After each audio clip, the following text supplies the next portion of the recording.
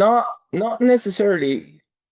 I think that the problem comes from the interpretation that has been given to the article, because I think that by no means there is nothing in the discussions or in the article indicating that these regional mechanisms would eliminate the role of the Security Council. In fact, all these mechanisms, or even countries self-defending by themselves, save the redundancy, they had to communicate to the Security Council, who would then take action.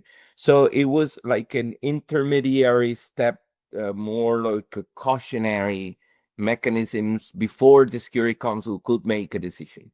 But by no means the article can be interpreted in this way, when the article clearly states that in the end, all these actions have to receive the final approval of the Security Council.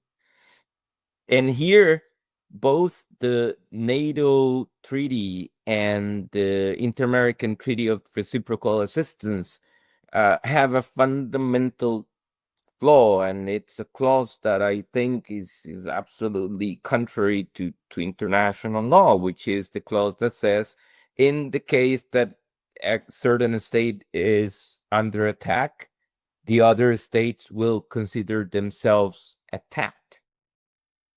And as such, it's very funny, because this is bypassing Article 51. If you are under attack, I mean, if we are all under attack, is not really collective self-defense, is a collective of states in exercising self-defense on their own, because they are all under attack. So the concept of collective self-defense is a group of states backing one state that is under attack. But what the NATO clause says is, no, we are all under attack, even when materially we are not under attack. And the ICJ has said that an aggression is a material situation. So it's not just, oh, I decide that now I'm under attack so I can exercise self-defense. I mean, NATO creates this fiction of an invasion that doesn't exist to legitimize the states to exercise self-defense. Now, if you think it this way, it's a bunch of states exercising self-defense. This is not collective self-defense, as in the terms of the charter. And the reason to do so is because you can bypass Article 51 because you don't need permission to exercise self-defense. Yeah, you need permission if you want to exercise collective self-defense. So by declaring everybody as a subject of invasion, I can claim that I'm individually exercising self-defense, and we are all individually exercising self-defense. So we don't have to go by Article 51. So it's fraud of law, if you ask me. yeah. Yeah. The main issues is that that countries find not loopholes. They find legalistic reasoning in order then to implement facts as they like. I mean, NATO just implemented a fact, and since there is no court that can judge, I mean, there would be a court that could judge over them, but it would still not limit the power of NATO to do so. But especially viewed from Costa Rica, this is just a very unsatisfactory state of affairs, right? And the beautiful thing about the Costa Rican case is that it shows that individual countries, by unilateral declarations, can actually extricate themselves from this logic to a certain extent.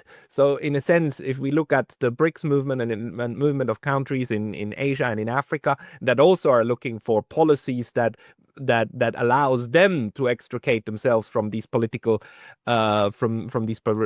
political games, then I mean Costa Rica is a case to learn from. Right, because it is also true that the Costa Rica's decision had an impact in the region. Panama abolished its army in 1990. And part of the reasons was that there was absolutely not breath coming from its neighboring country, and then because of the Darien jungle, it's impossible to invade from Colombia, at least on the ground.